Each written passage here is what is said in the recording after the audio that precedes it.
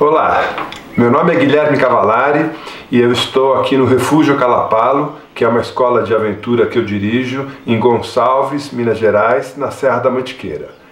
Eu estou aqui para falar para vocês hoje sobre sistema de dormir. Parece uma coisa complicada, mas na verdade é a união de dois itens que são essenciais para a gente dormir ao ar livre, em contato com a natureza.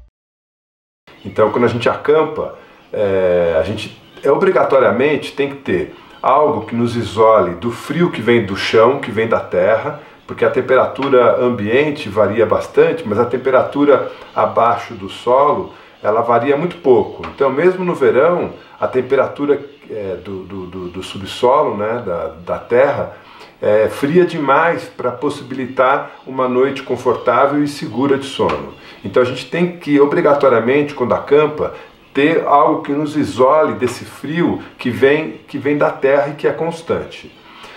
Isso a gente chama de isolante térmico, tá? Que vulgarmente, né, é conhecido como colchonete, colchãozinho, mas é aquilo que fica embaixo da gente quando a gente dorme. E o segundo item que compõe o sistema de dormir é um isolamento superior, né? Então o isolante térmico vai isolar a gente do frio que vem do solo e a proteção superior vai nos proteger do frio que vem da atmosfera, que vem do ambiente, que essa pode variar bastante. E quem faz esse papel é o saco de dormir e suas variantes, que eu vou mostrar aqui para vocês agora.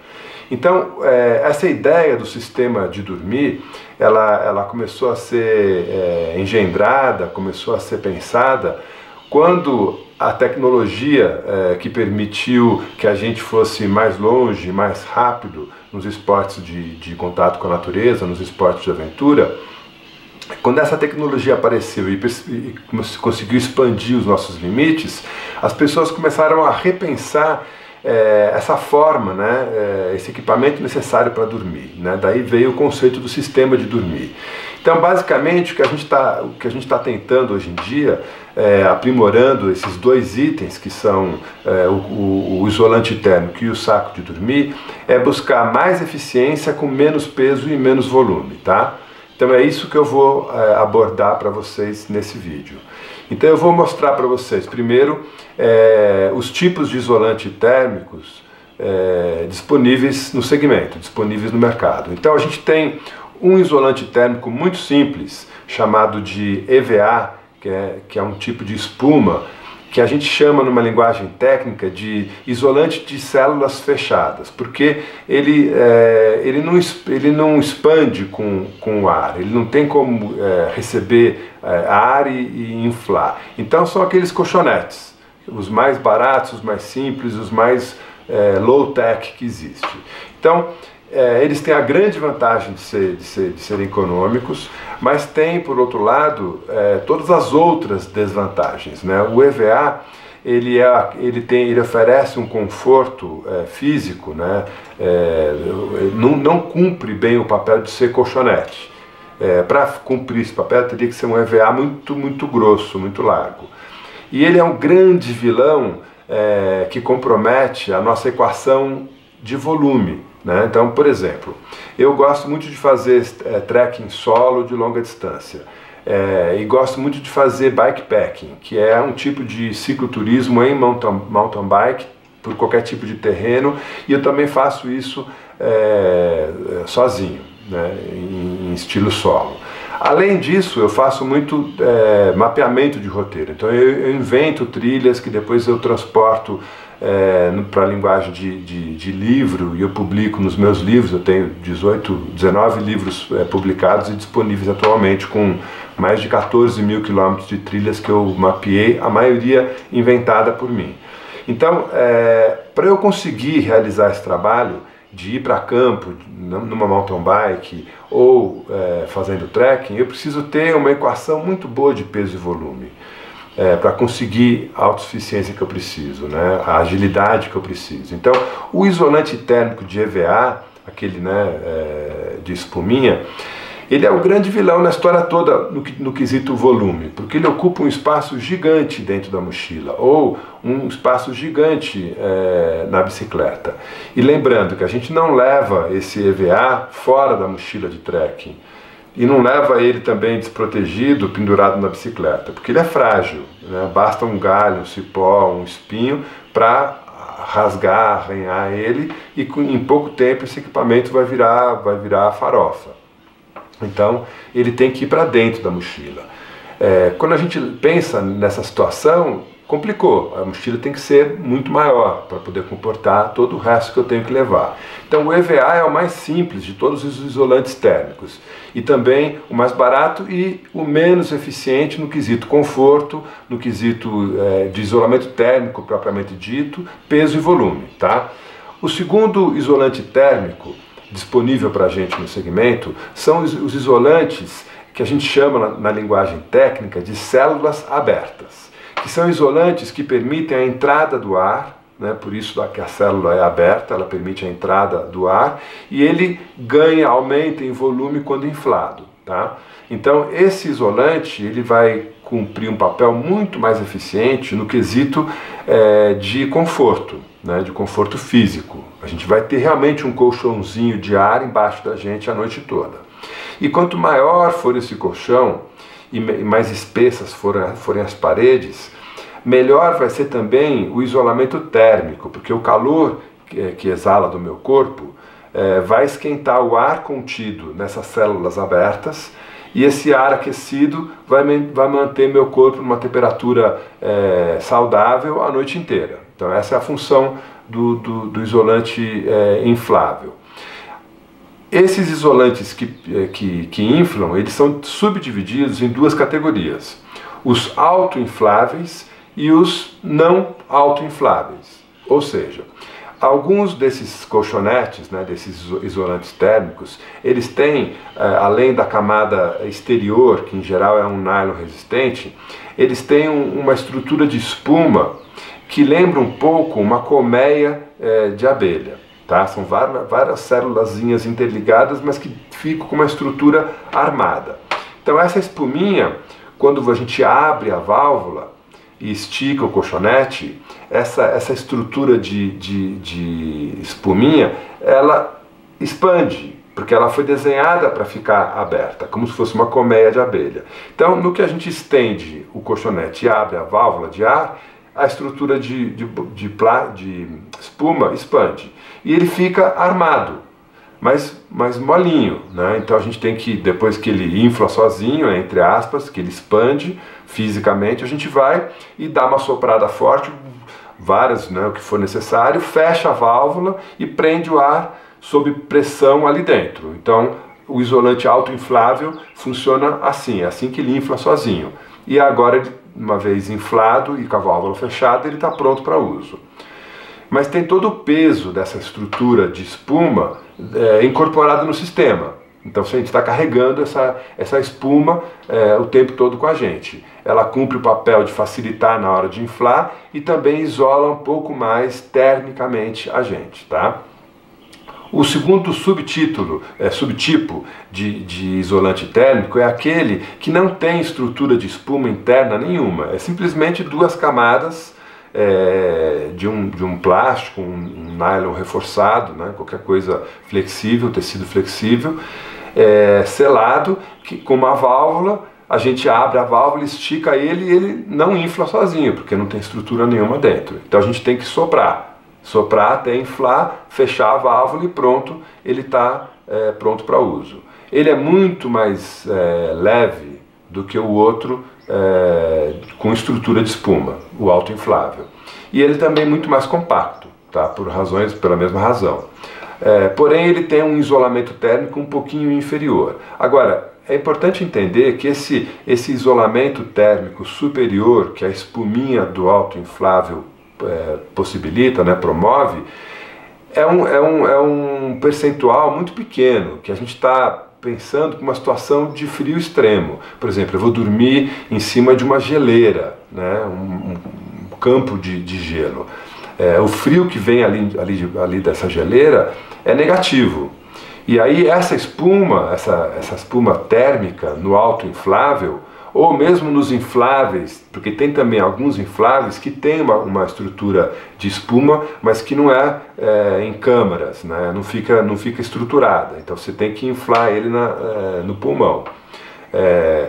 Então existe também o não autoinflável com espuminha, mas esse extra de isolamento só vai fazer efeito mesmo quando o chão tiver uma temperatura negativa. Então, para um trekking básico, um trekking aqui no Brasil, que a gente não tem temperatura negativa, ou raramente tem, e são temperaturas negativas externas, nunca do solo, o solo nunca vai estar negativo, nunca vai estar numa situação de permafrost, né, de congelamento perene.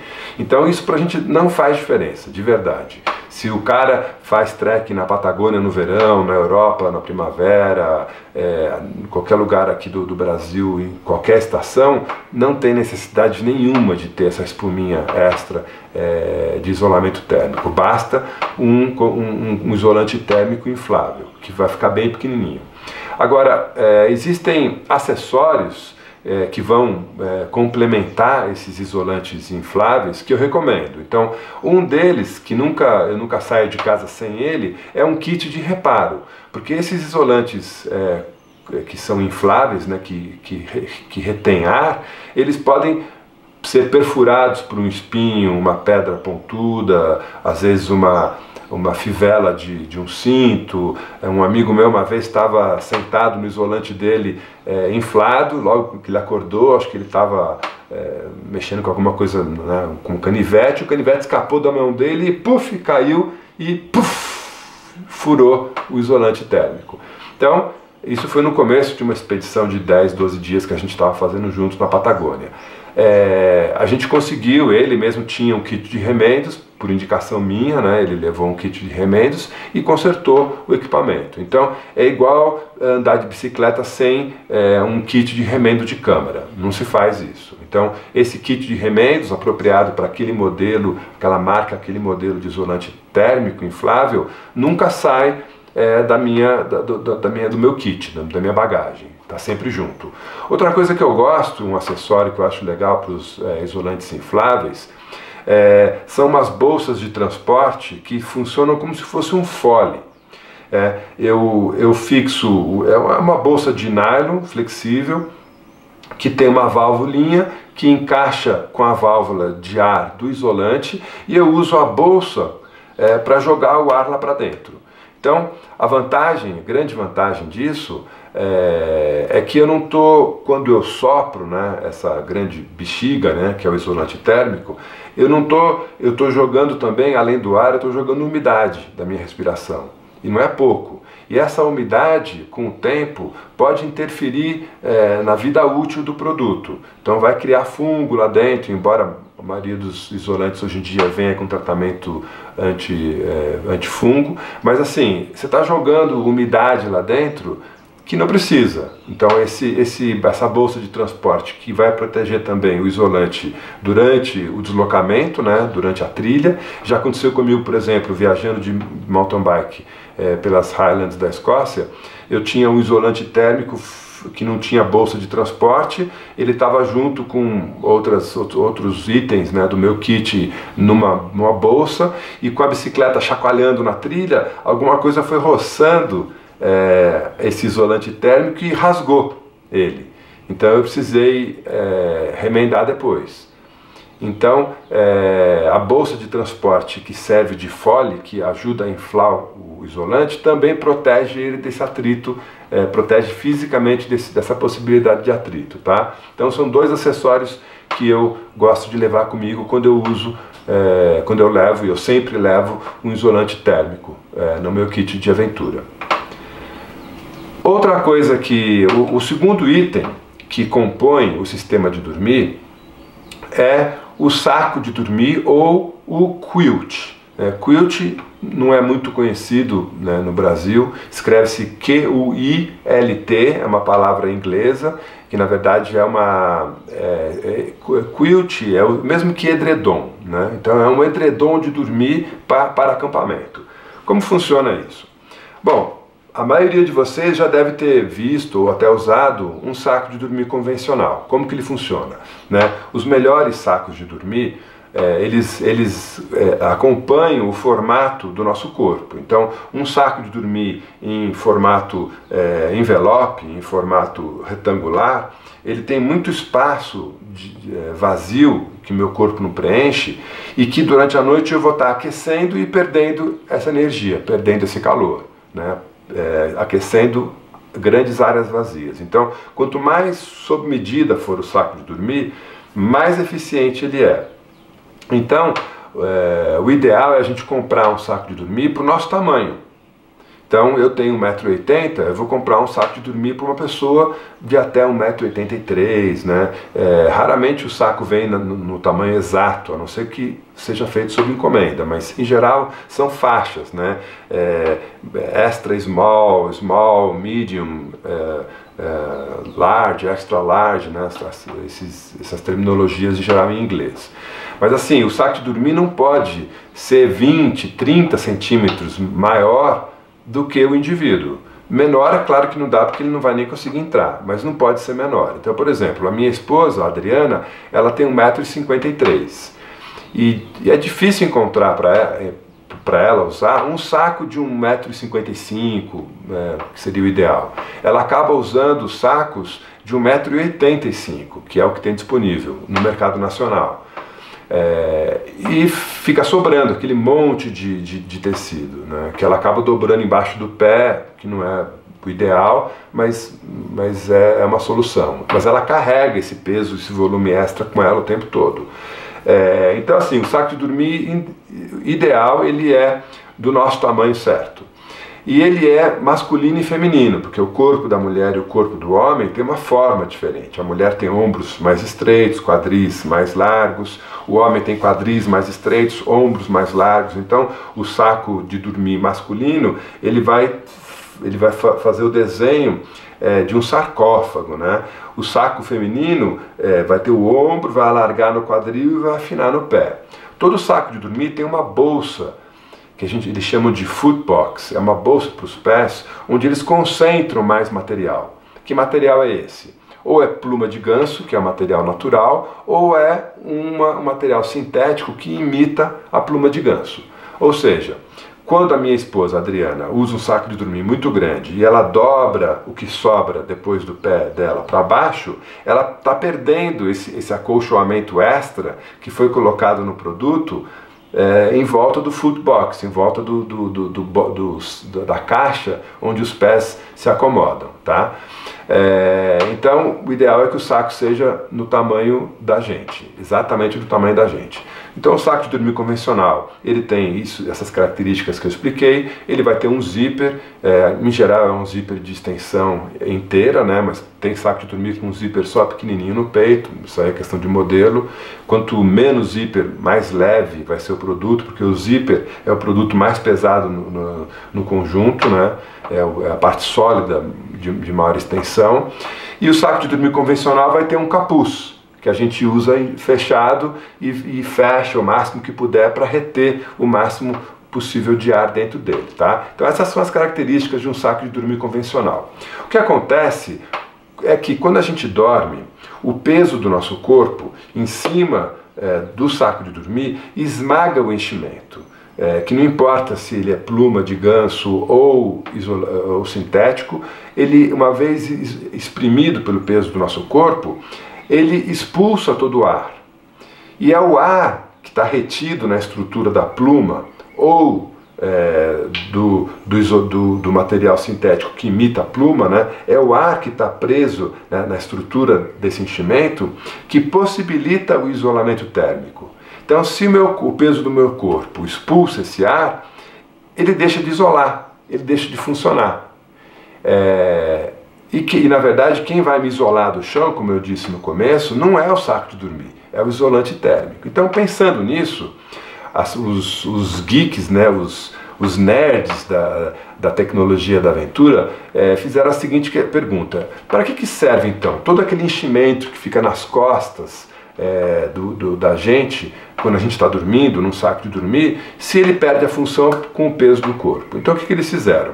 Eles cortaram as costas do saco de dormir, tiraram o zíper, que era o elemento de maior densidade, de mais peso, e cortaram o capuz também, porque se você pegar um saco de dormir e abrir o capuz, você vai ver que a quantidade de tecido e de material para poder fazer o capuz do saco de dormir é enorme. É um tecido gigante, cheio de enchimento. Então eles cortaram esse capuz inteirinho e substituíram por um gorro de lã. O gorro de lã vai cumprir o mesmo papel do capuz no saco de dormir.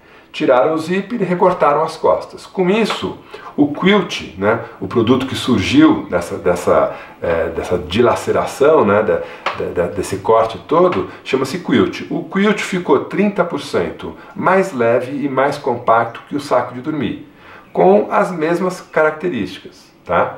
Então isso que vocês vão ver, isso vocês vão ver no vídeo.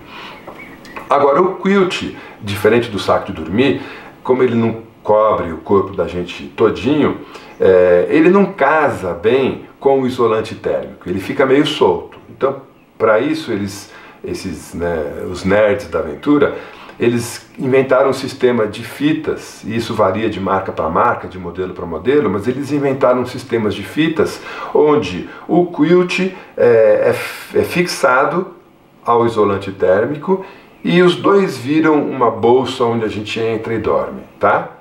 Então isso a gente chama de sistema de dormir, que funciona tanto com o saco de dormir ou quilt, e vai funcionar tanto com um isolante de EVA, de espuma, inflável ou autoinflável, tanto faz. Mas a união dos dois itens forma isso que a gente chama de sistema de dormir, e isso é imprescindível para acampamento, não importa o modelo de abrigo que a gente use. Não importa se eu vou dormir numa barraca, num saco de bivac, numa barraca modular, numa rede. Não interessa. Para tudo eu preciso do sistema de dormir. Eu preciso do isolante térmico e do saco de dormir ou do quilt, tá? Tem muita gente que acha que na rede não precisa disso. Bom, se você for dormir ao relento, acampar no verão, no nordeste do Brasil, realmente não precisa de nada, não precisa nem de saco de dormir, nem de isolante, vai dormir de sunga em cima da rede. Não tem problema porque não tem frio. Agora, vem aqui para Mantiqueira, qualquer época do ano, mesmo no verão, e vai acampar no bosque, se você dormir na rede sem o isolante térmico, você vai passar mal a noite inteira, porque o frio atmosférico vai estar abaixo dos 20 graus, que é o que a gente precisa, 20, 21, 22, algumas pessoas, que é o que a gente precisa para passar a noite sem grandes abrigos de forma confortável, mas o cara não vai dormir. Se tiver 15 graus, que é normal aqui no verão à noite, o cara não vai dormir. Então, isolante térmico em rede, sim, é fundamental. Beleza? Valeu!